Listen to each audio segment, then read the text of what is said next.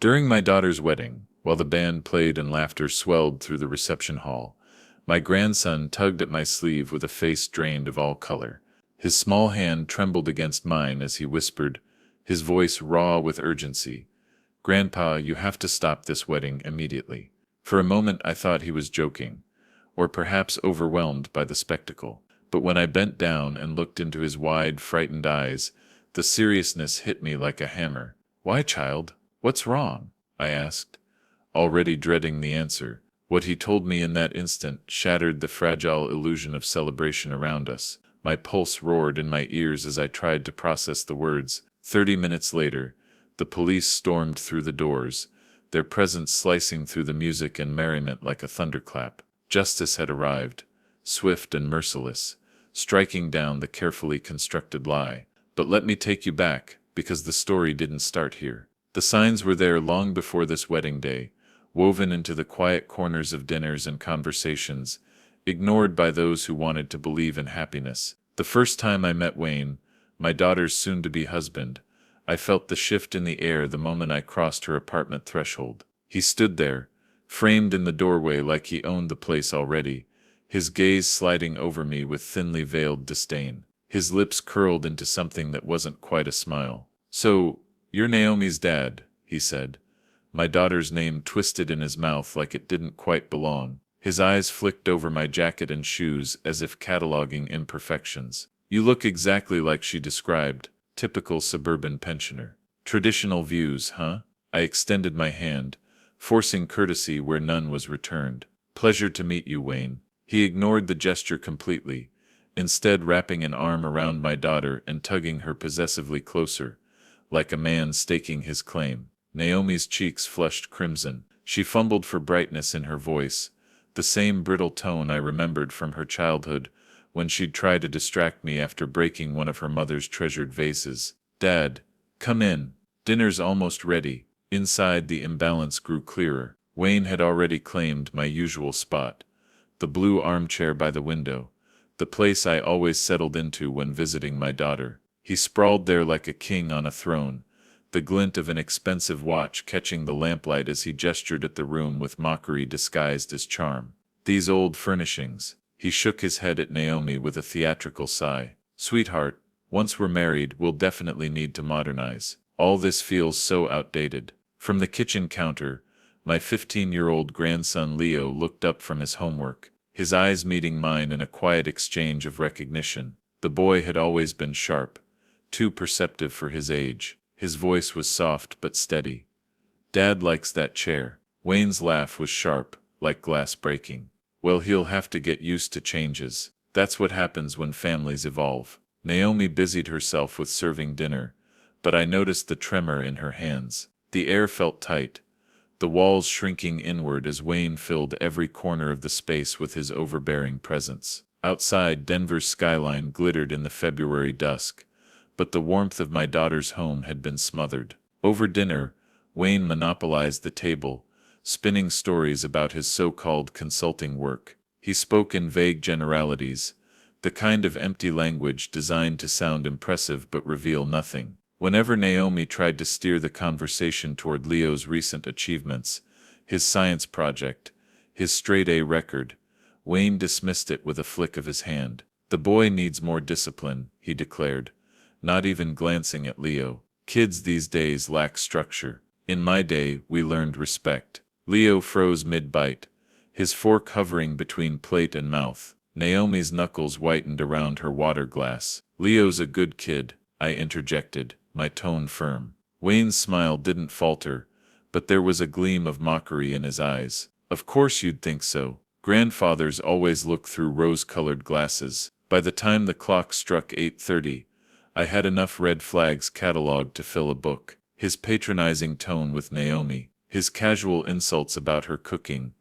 her home, her life, the way he erased Leo's presence unless it was to critique him. I stood, reaching for my jacket. "Thank you for dinner, Naomi." She followed me to the door, worry etched into her forehead. "Dad, Wayne can seem different at first. People show different sides of themselves." I forced calm into my voice. "Give things time," I told her. But as I kissed her cheek goodnight, I saw Wayne watching from the stolen armchair, satisfaction gleaming in his eyes like he had won something.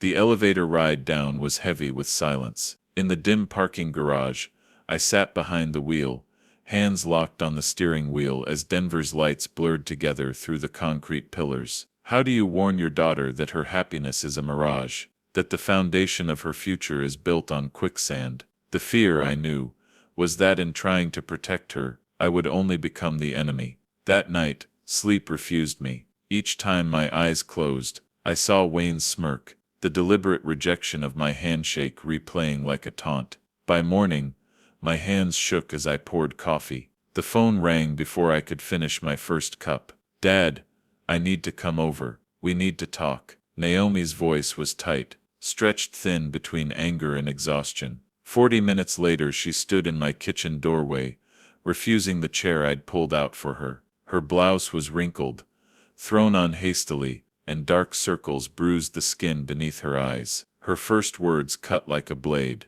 "You hated him. I saw it on your face." I set my mug down carefully, choosing my words with care. "Naomi, something about Wayne doesn't sit right with me." She paced, hands slicing the air with agitation. "Here we go again. You always do this. Remember Jason? You made me doubt him too, poisoned everything, and he turned out perfectly decent." I swallowed hard. "Jason cheated on you, Naomi." Her voice cracked, fragile and furious all at once. "So what? At least he wasn't the monster you made him out to be. Wayne is different. He loves me." I watched her unravel in the cold light of morning, sunlight glaring through the bay window like an interrogation lamp. And in that moment, I realized just how deep Wayne's hooks had already sunk.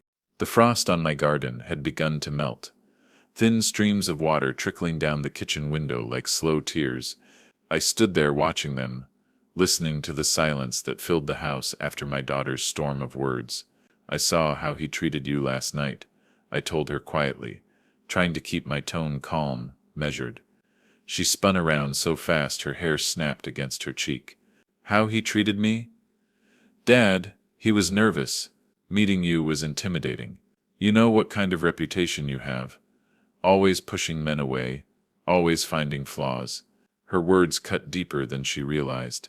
My fingers tightened around the familiar weight of my coffee mug, grounding me.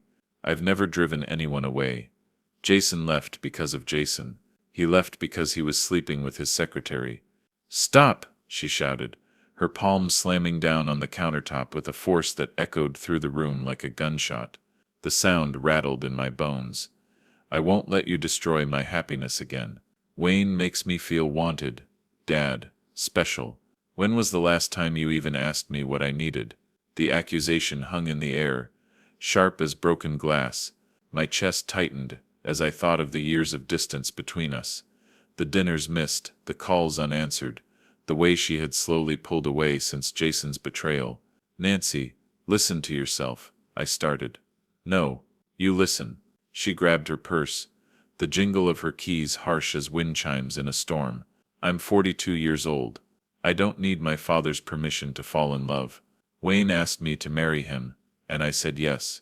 You can either be happy for me, or you can keep your judgments to yourself."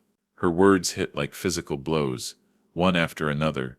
I reached for her arm, desperate to stop her from walking out with this ultimatum burning between us, but she jerked away. Her eyes were brimming with stubbornness, with fear, with a need I couldn't satisfy. "I've made my choice, Dad. Now you make yours. Support me, or lose me." Then the door slammed shut, shaking the teacups in their cabinet, leaving me in a silence that pressed against my eardrums like the weight of deep water. I sank into the chair she had refused, feeling every one of my 68 years settle into my bones. My coffee sat cold on the table. The folded newspaper lay untouched. Outside, a neighbor's dog barked at something unseen, its echo carrying through the quiet street. She was wrong about Jason. I'd never poisoned her against him. I had only asked the questions she didn't want to hear. But when she finally discovered his affair, it was too late. The damage was done. She had stopped trusting my judgment, stopped believing I wanted her happiness, and now here we were again. Same dance, different partner, Only this time, she had hurled an ultimatum straight into my chest. Stand with Wayne or lose her forever.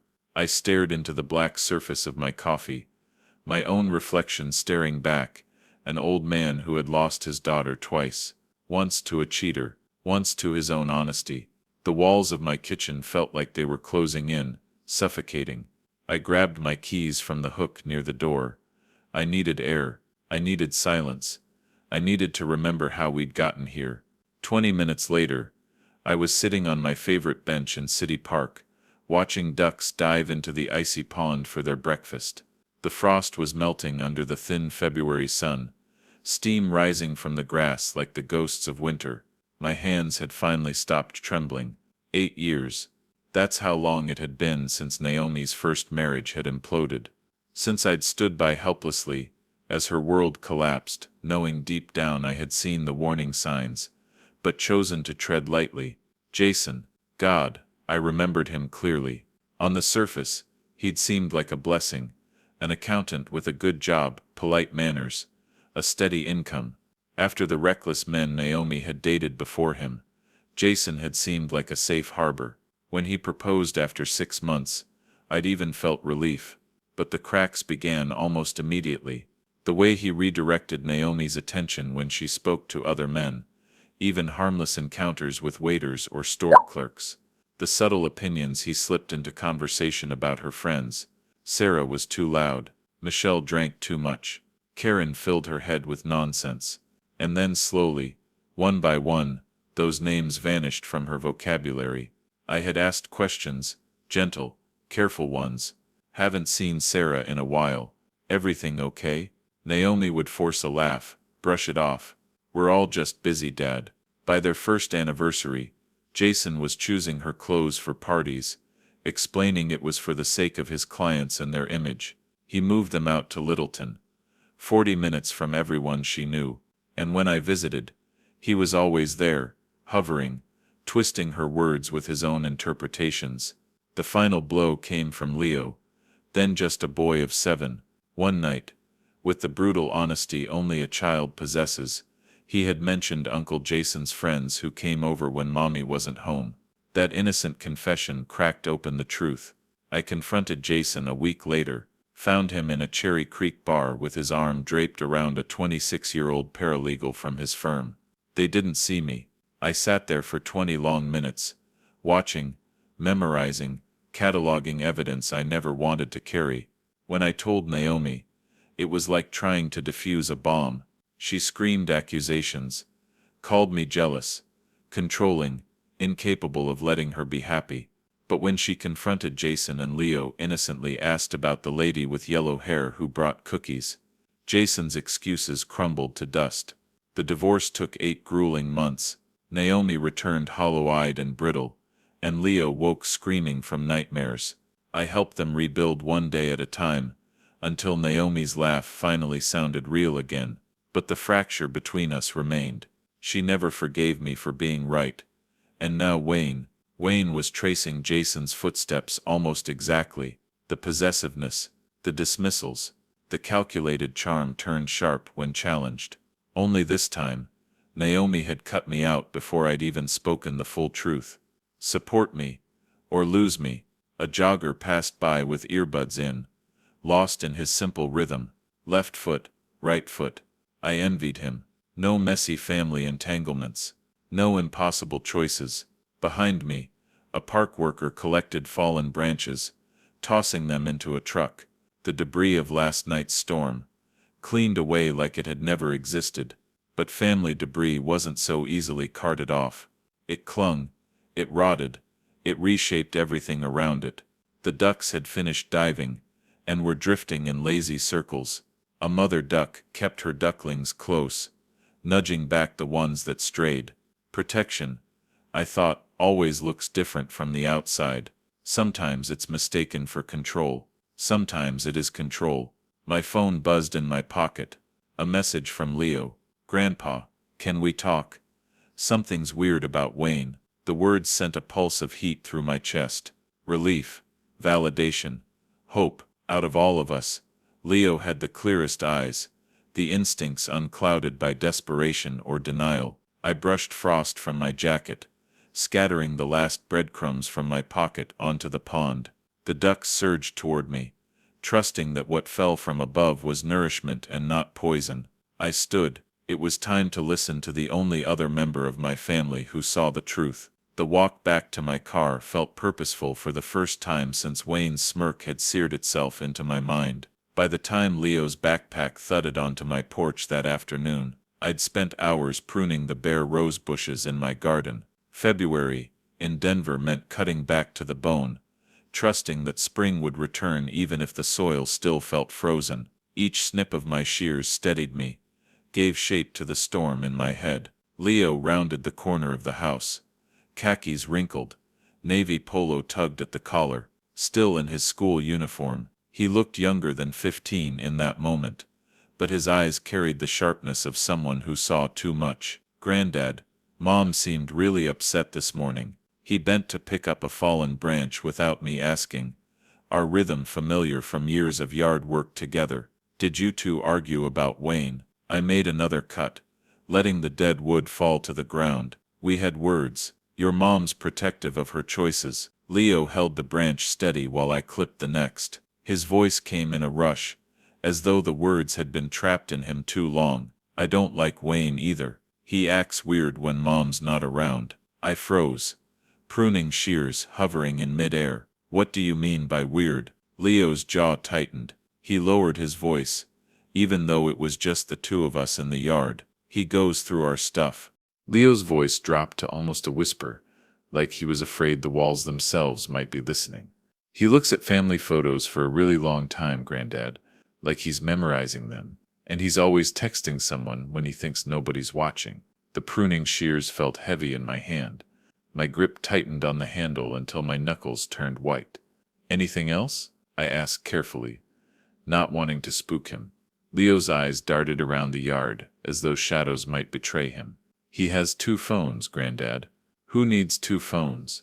Before I could answer, a cardinal landed on the fence post, its feathers burning red against the flat gray of the February afternoon. Even the birds seemed to be listening. I kept my voice steady.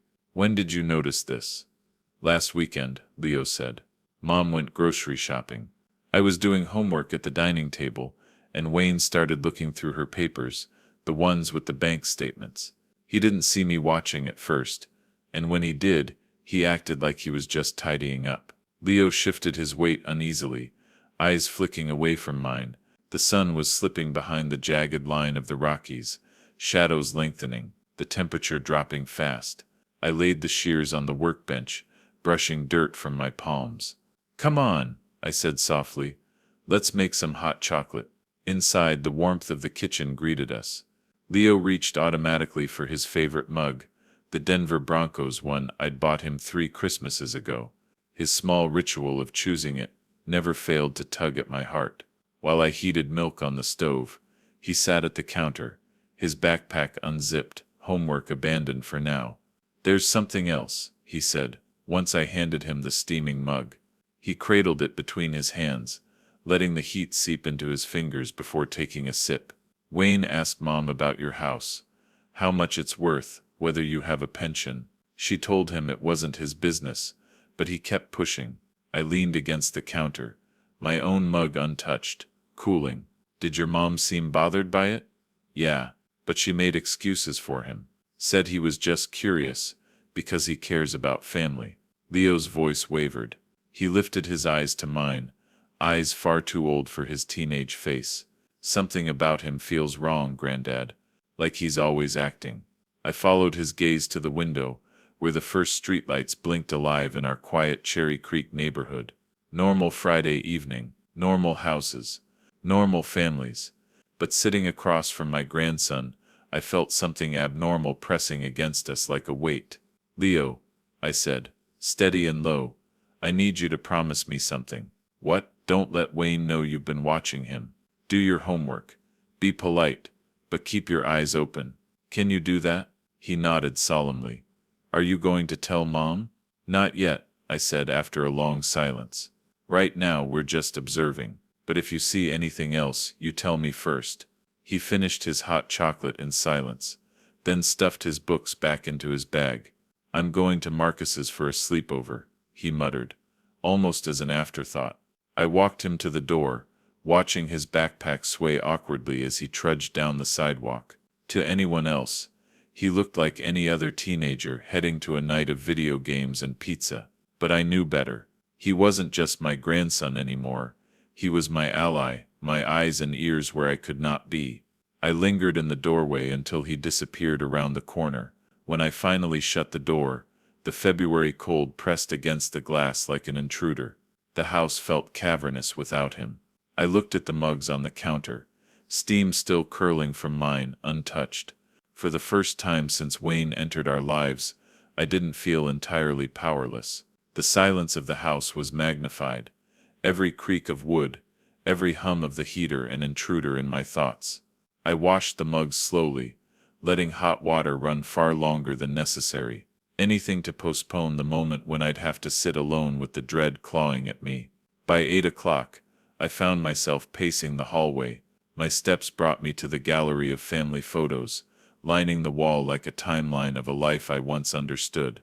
Nancy at 5, gap-toothed grinning, clutching her lunchbox on her first day of school.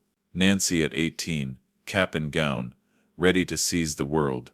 Nancy at 26 radiant in her first wedding dress. Jason beside her, smiling like he had just claimed the universe. I remembered the relief I'd felt that day. After years of Nancy bringing home musicians, artists, drifters who churned my stomach with worry, Jason had seemed safe. An accountant, responsible, a man who knew balance sheets, not bar fights. How wrong I had been. I left the photos behind and sank into Helen's armchair in the living room. The cushion still carried the faint impression of her, though she'd been gone 3 years. She used to tell me I worried too much about Nancy, that our daughter had to stumble to learn how to rise. Trust her judgment, Archie. She's stronger than you think. But Helen wasn't here anymore, and Nancy's judgment seemed to be getting worse, not better. I boiled water, steeped tea, added honey, then let it grow cold on the counter. Outside, the neighbor's motion light flickered on and off as raccoons raided trash cans, normal suburban nuisances. But nothing about my night felt normal. Leo's whispers echoed in my head. 2 phones rifling through bank papers, questions about my house and pension. It was a pattern I recognized, not from paranoia, but from the very crime shows Nancy once loved, casing a target, gathering intel, preparing for a move. And yet doubt gnawed at me. What if Wayne was simply awkward? What if curiosity was mistaken for intrusion? Was I just the bitter old man, jealous of any man who could make my daughter happy? I drifted into Nancy's old bedroom, now my office. Her high school photos still decorated the wall: prom queen, debate captain, fearless striker on the soccer field.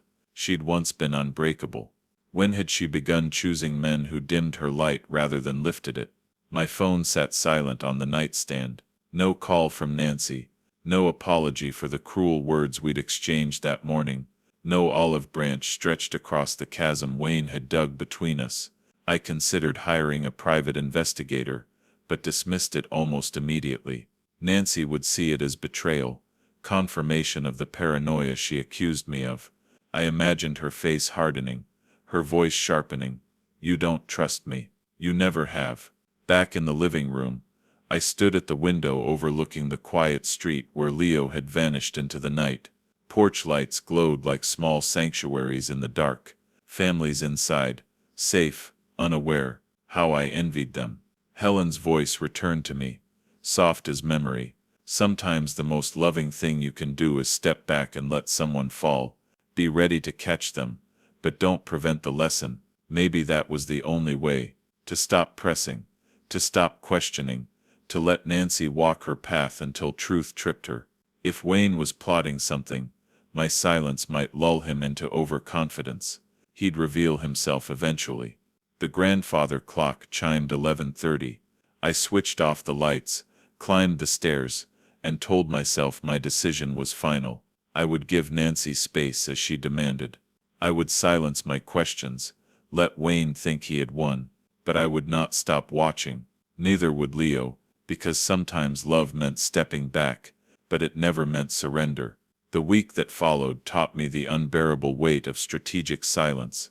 I moved through my days, as though on autopilot, grocery shopping, library visits, coffee with old colleagues from the engineering firm. Outwardly everything looked normal, but nothing was normal. Nancy did not call. Neither did I. The silence hung heavy in those early days, an unspoken gulf between Nancy and me. Leo was my only lifeline. He texted twice, each message short, cautious, as though even digital words might betray him if intercepted. Wayne's been asking more questions about family finances. He took another call on the balcony, looked nervous, didn't want anyone hearing. I answered with deliberate care, not too much, not too little. Encouragement disguised as casual replies. Good work, keep watching, but stay safe. I knew my grandson's instincts were sharp, but I would not have him dragged into danger more than he already was. By Wednesday the silence had turned into a gnawing thing, pressing on my chest until I could barely breathe. Then the phone rang. Nancy's name on the screen made my pulse leap. Her voice, when I answered, was carefully neutral. Dad, I was thinking maybe we could have dinner Friday. All three of us. Start over. I closed my eyes. I knew exactly what start over meant. Forget my doubts. Stop asking questions. Pretend my instincts were wrong. Act like Wayne was the man he claimed to be. That sounds nice, sweetheart, I said, my voice measured. Where did you have in mind? Mountain View Diner. 7 o'clock. Her choice hit me like a twist of the knife. Mountain View wasn't just any diner, it was our place. The spot I'd taken her for birthday dinners when she was little. The booth where Leo and I still met for pancakes and root beer floats on Saturday mornings. It was family territory, not neutral ground. Friday evening came, sharp with February air. I arrived 20 minutes early, choosing a booth along the back wall where I could see every face that walked through the door. The diner buzzed with its usual warmth, families celebrating promotions and birthdays, teenagers sharing milkshakes and nervous laughter, couples on dates fueled by cheap coffee and hopeful smiles. It was life as it should be. At precisely 7, Nancy and Wayne entered. He walked like a man surveying conquered land, each step claiming territory that wasn't his. Archie, he said, gripping my hand with a firmness just shy of aggression. His smile was all performance. Good to see you again. Nancy's picked a charming little place. Very nostalgic. The word dripped with disdain. I let him and Nancy slide into the booth, watching him position himself across from me. Nancy caught in the middle like a referee about to preside over a fight. Wayne spread his menu open with theatrical flair. Let's order the best this establishment has to offer. Archie, what do you recommend for a man with expensive tastes? The meatloaf's good, I said evenly. Been getting it here for 20 years, he chuckled, a sound without warmth. Meatloaf. How wonderfully traditional. He turned to Nancy. Darling, what about the salmon? I'm sure it's adequate. Betty, our waitress, approached with her usual gentle smile, though it faltered when she sensed the strain at our table. She had known Nancy since grade school, and knew me even longer. Her hands trembled slightly as she wrote down Wayne's loud demand for wine, ignoring her polite explanation that the diner's selection was limited. Nancy rushed to change the subject. Dad, Wayne and I have been talking about the wedding, making some exciting plans. Wayne cut in, voice swelling with self-importance. The venue alone will cost $12,000. Add catering, flowers, a photographer. We're looking at $30,000 minimum for a proper celebration. The number hung between us like a challenge. Of course, Nancy's salary at that little marketing firm is decent, he continued, but hardly enough for the wedding she deserves. A woman should feel like a princess on her special day. Nancy's cheeks flushed pink.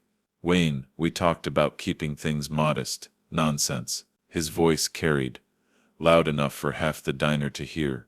I won't have my bride settling for a budget ceremony. Archie, you're well off. Nancy told me about your pension and savings. Surely you want your only daughter to have the wedding of her dreams. It was a perfect trap.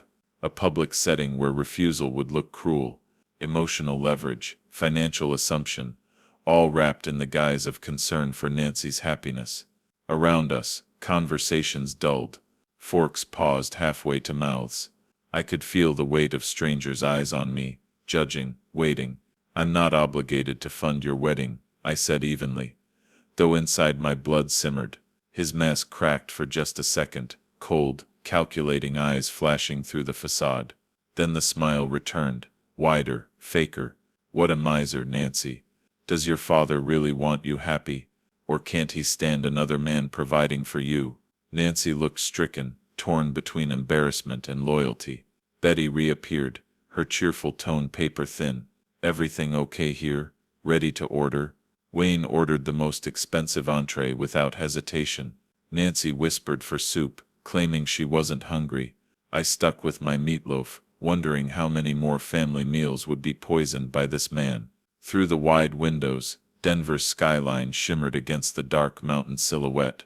The Rockies stood timeless, impassive, watching another small human battle unfold beneath their shadow. I thought of Helen, what she would tell me now. The balance between loving support and dangerous enabling. The line between letting Nancy make her choices and watching her be consumed by them. "Fine," I said at last, quiet but clear. "I'll help with the wedding costs." Wayne's grin of victory was graceless, smug. Nancy reached across the table, squeezing my hand with desperate gratitude. "Thank you, Dad. This means everything." But as Wayne launched into elaborate speeches about flowers, open bars, and music, I noticed something Nancy didn't realize she was betraying. Her smile never touched her eyes. The check came. Wayne performed his little pantomime of reaching for his wallet, flashing his expensive watch, then conveniently letting me cover the bill. Outside in the parking lot, Nancy hugged me tight, whispering her thanks. Wayne's handshake was harder this time, his smile tighter, his words practiced. "You're a good man, Archie. Family first, right?" I watched them drive away, Nancy rigid in the passenger seat. My phone buzzed. Leo's text.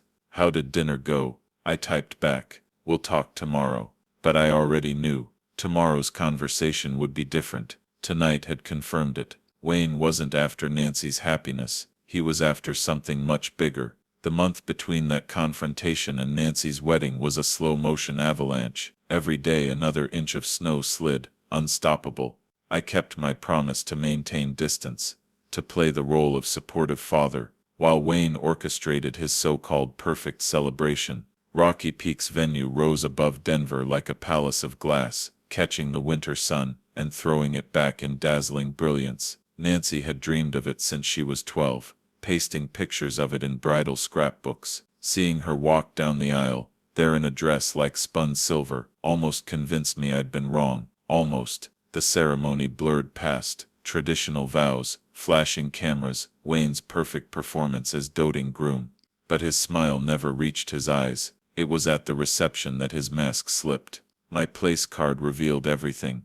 Table 12, shoved into a corner with Great Aunt Muriel and distant cousins. The head table gleamed under spotlights, Wayne at its center like a king, Nancy glowing beside him. He held court, redirecting every conversation toward himself. Then came his toast, champagne in hand. His voice boomed across the hall. "Ladies and gentlemen, thank you for celebrating Nancy and me today. Special thanks to those who believed in our love from the beginning." His gaze skipped deliberately over my table. Some said we were moving too fast, that love at our age was foolish. His eyes locked onto mine.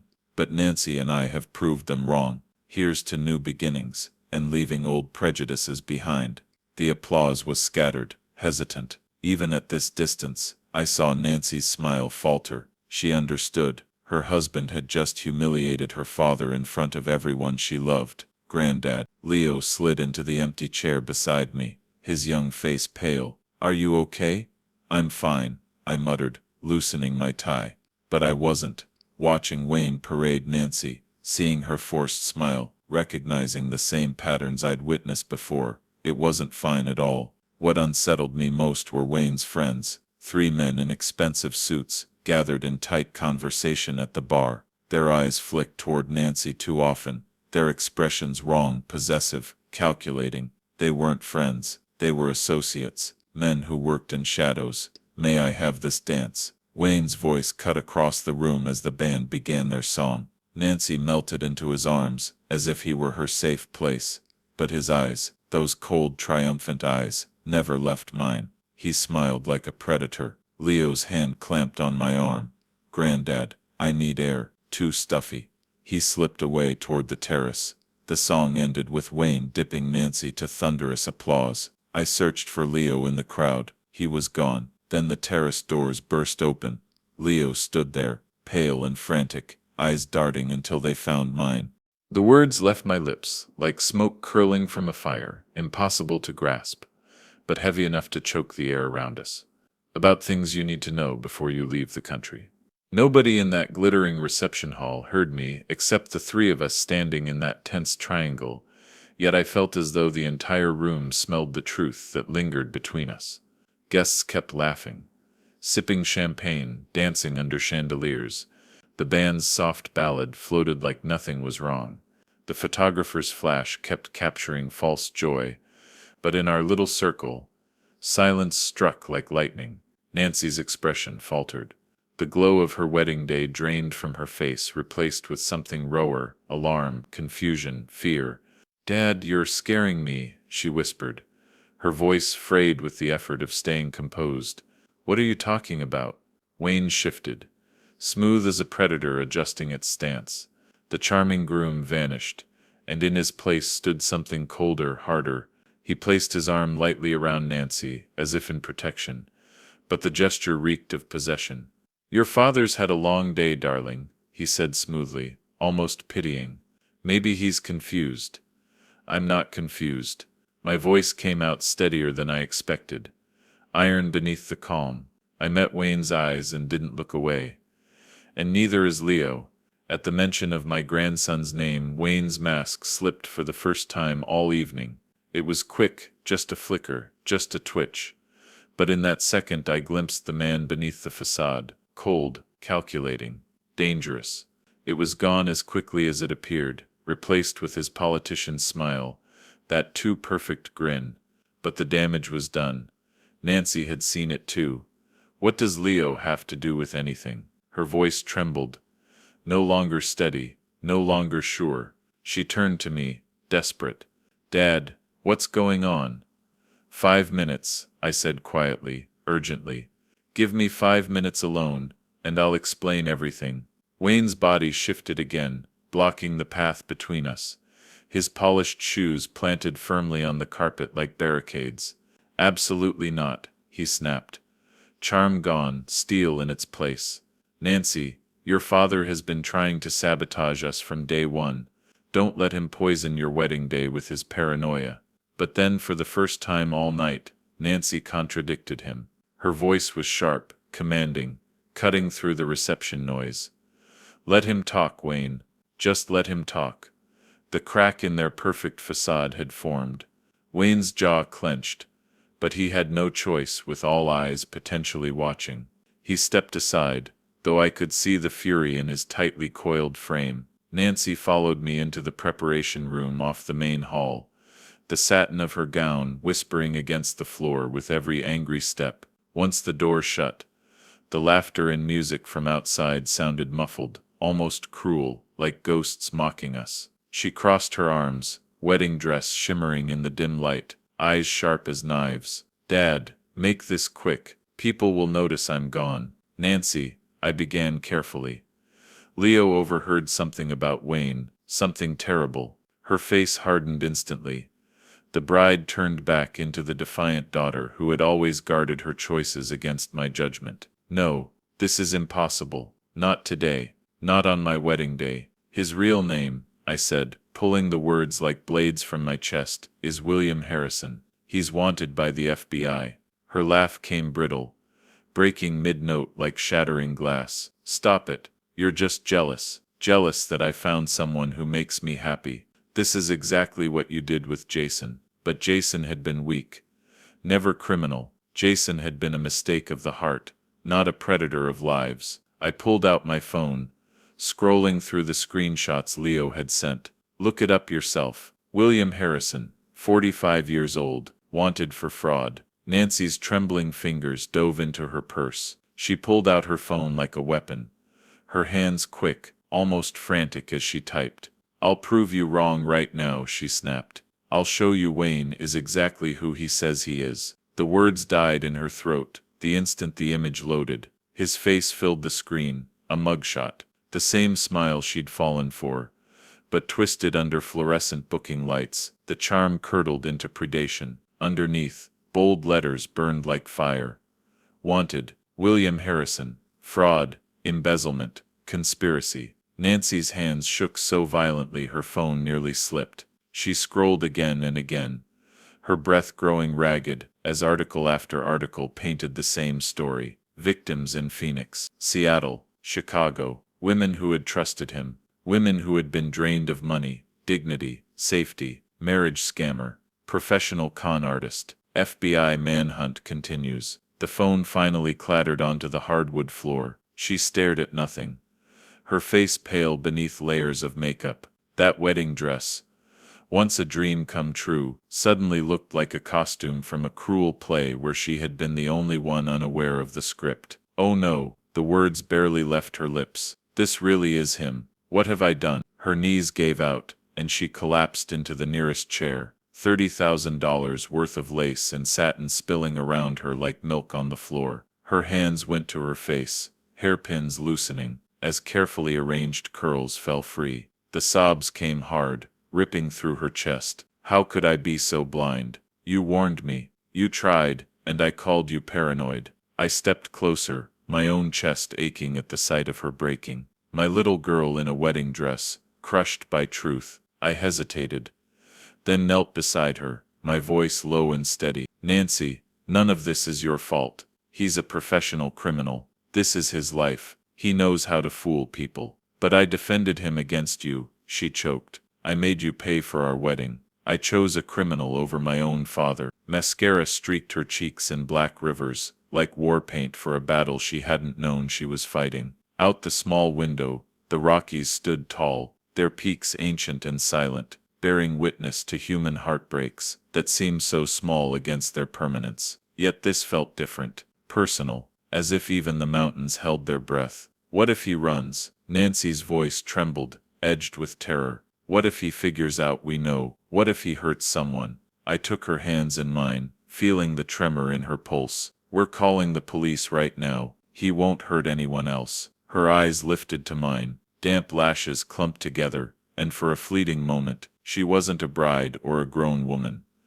She was my little girl again, the one who used to crawl into my bed when thunderstorms scared her. "I'm so sorry, Dad. I didn't listen." "You listened when it mattered most," I said softly. I pulled a handkerchief from my pocket, Helen's embroidery, still neat after 20 years, and placed it in her hand. "That's all that counts." She dabbed at her ruined makeup, then inhaled, straightening her back. I recognized the look in her eyes.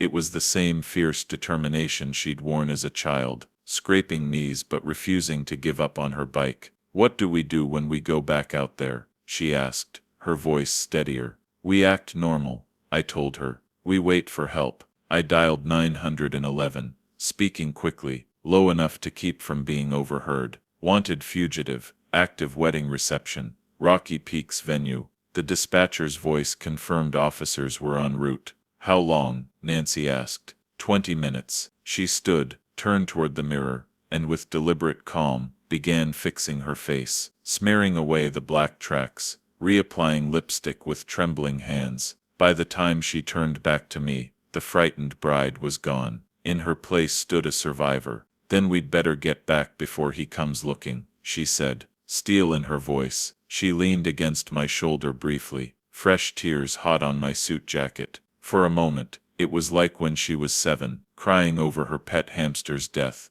needing me to hold her until the world felt safe again. Some things between fathers and daughters never changed. "He fooled everyone, sweetheart," I whispered. "That's what con artists do. But you saw through him. Tonight you did." She looked at me with both regret and wonder. "Why didn't I trust your instincts?" "Because you're supposed to make your own choices," I said. "That's what growing up means." She gave a bitter laugh, gesturing at the elaborate gown. Some choice. I married a wanted criminal. We can fix this, I said firmly, but we need to act before he realizes anything's wrong. Nancy nodded once, her face set, her hands clenching Helen's handkerchief. What's our story for why I was gone? Bathroom emergency, I murmured, my voice low but steady. Or dress complications. Anything that sounds normal. Nancy didn't answer right away. She just stared at her phone screen, where Wayne's mugshot glared back at her like a phantom she couldn't exorcise. The cold eyes, the wolfish grin, the truth she had been blind to until now. The glow of the screen lit her face like an accusation. Dad, her voice was tight, frayed with dread. What if he tries to run when the police show up? Then let them handle it, I said firmly. That's their job. Her eyes flicked toward the door, as if she could still sense the presence of those men Wayne had invited. The ones who didn't quite belong. What if his friends are criminals too? Those weird guys he brought. The thought had gnawed at me all evening, but hearing it from her lips twisted the worry into something sharper. I lowered my voice. We'll stay close to Leo. We protect him first, no matter what. Nancy picked her phone back up, scrolling through the articles again like a woman unable to stop herself from pressing on a bruise. Listen to this, she whispered, her voice hardening as she read.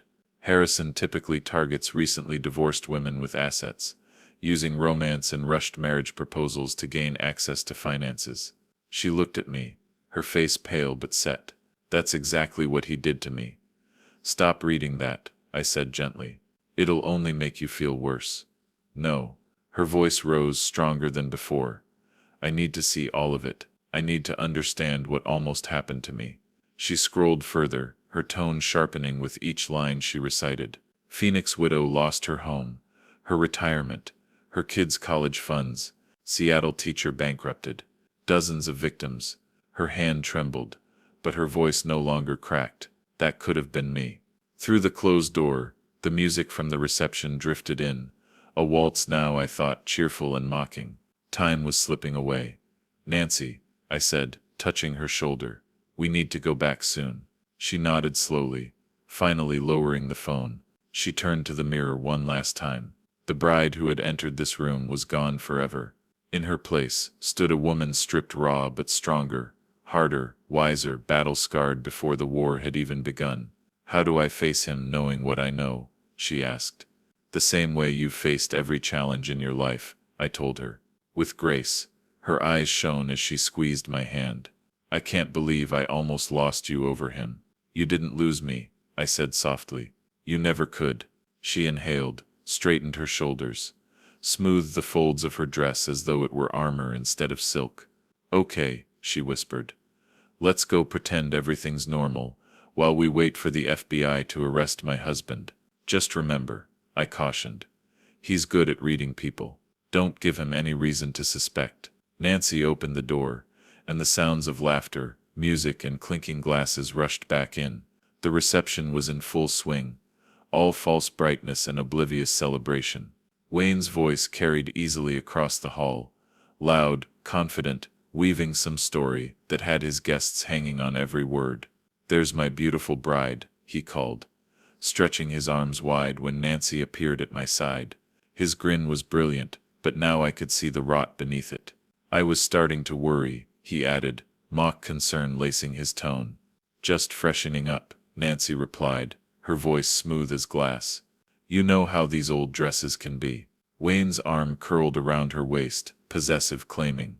I watched her force herself not to recoil, every muscle taut with control. Her acting was flawless, better than I'd imagined. Your father looks tired, Wayne said, his gaze flicking toward me, the words sharp enough to cut. Maybe all this excitement is too much for him. Dad's fine, Nancy replied firmly, her tone brooking no debate. She looked at me, her eyes steel. Aren't you, Dad? I nodded, slipping into my role in this deadly charade. Perfectly fine. All around us, wedding guests laughed, toasted, ate cake. They had no idea the groom at the center of their joy was a fugitive about to be caged. My phone buzzed in my pocket. I glanced discreetly. Units approaching venue. Maintain normal appearance. The countdown had begun.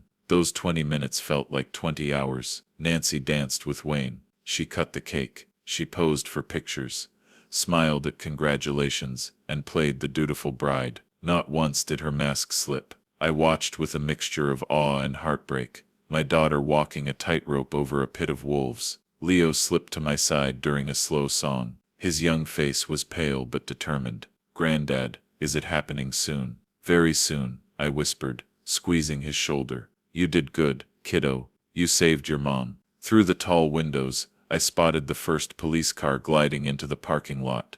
No sirens, no flashing lights, just silent professionalism. My breath caught. Nancy's eyes followed mine, and she gave the smallest nod, her smile never wavering as she clung to Wayne's arm. 2 uniformed officers entered, their movements calm and unhurried, but their eyes sharp. They walked straight to our table, where Wayne was basking in the glow of his fabricated life. "Excuse me, sir," the lead officer said, polite but firm. "Wayne Harland, that's me." Wayne's smile widened, blinding and false. "Officers, is everything all right? I hope we're not too loud for the neighbors. We'd like to speak with you privately, sir." "Of course, always happy to help." He rose easily, all charm and compliance, following them toward the front entrance. The second officer lingered close, his hand resting near his cuffs. Professionals, through and through. At the entrance, away from most guests but still in our line of sight, the lead officer produced a tablet. He turned it toward Wayne, and I saw the shift instantly.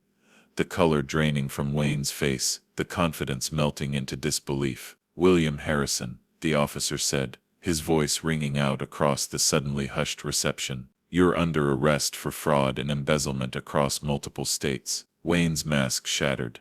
"This is impossible. I'm Wayne Harland. I just got married. Sir, we have fingerprints from the wine glasses, multiple outstanding warrants. Please turn around and place your hands behind your back." That was when instinct took over. Wayne lunged for the terrace doors, scattering guests like startled birds. But the second officer was faster, tackling him hard, before he'd made it 10 feet. Chairs crashed, glass shattered, and then Wayne was face down on the polished floor, his tuxedo rumpled, wrists cuffed tight. "You have the right to remain silent." As they hauled him upright, his eyes locked on mine. Fury burned there, wild, venomous. "You did this, old man," he spat, straining against the cuffs. "You destroyed everything. You'll pay for this." But his words rang hollow, the desperate snarls of a predator in a cage. Nancy stepped forward, her voice strong enough to silence the crowd. "Everyone needs to know what really happened tonight. The man I married is a wanted criminal.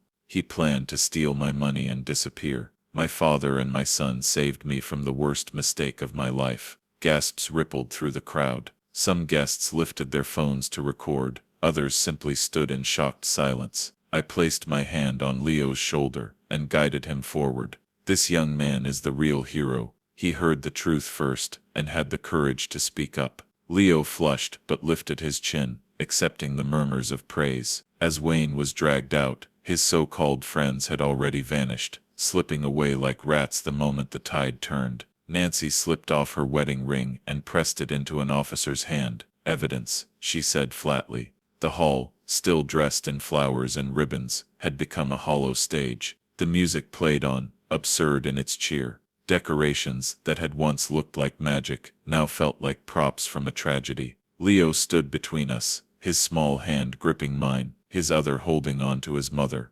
Together, we watched through the windows as Wayne was shoved into the back of the police car. His shouts were muffled by the thick glass, his fury shrinking to nothing as the car rolled away. "Is it really over?" Nancy asked softly, eyes locked on the departing taillights. "It's over," I said, wrapping my arms around both her and Leo. "We're safe now." The guests were still buzzing, gathering their coats, whispering about what they'd witnessed, but I paid them no mind. My world was here, 3 generations, scarred but intact. Outside, the sun was sinking behind the mountains, staining the sky gold and rose, a beautiful ending to an ugly day. Justice served, family saved, truth revealed. Sometimes I thought, that's all an old man can hope for.